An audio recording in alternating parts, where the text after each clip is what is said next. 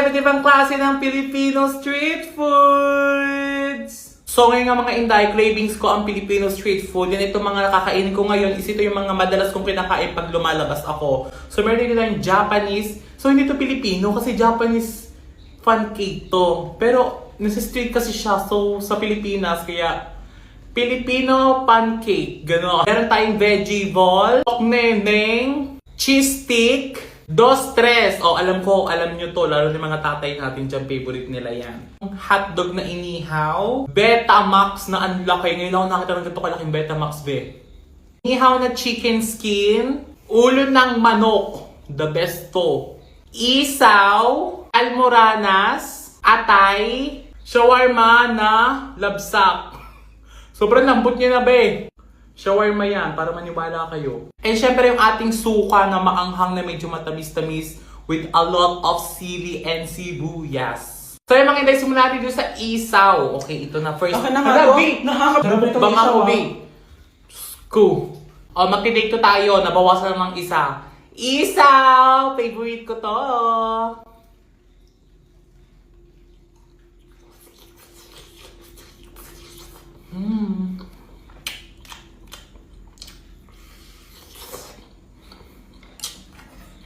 Sarap ng suka.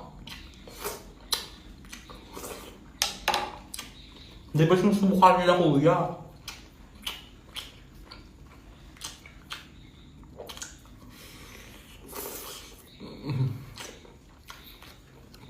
Wala siyang lasang poops.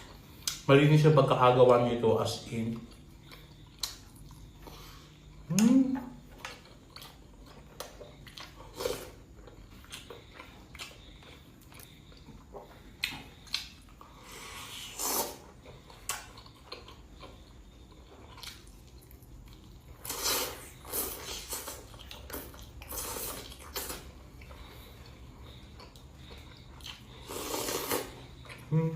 Betamax! Ang laki din niya, be. First time ko talaga makaganto ng Betamax.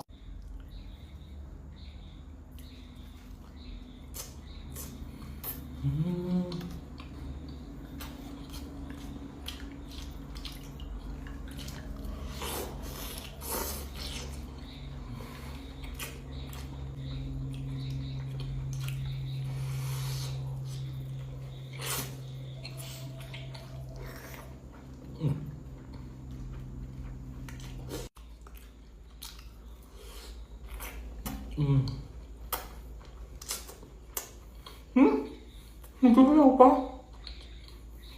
Baka ano to?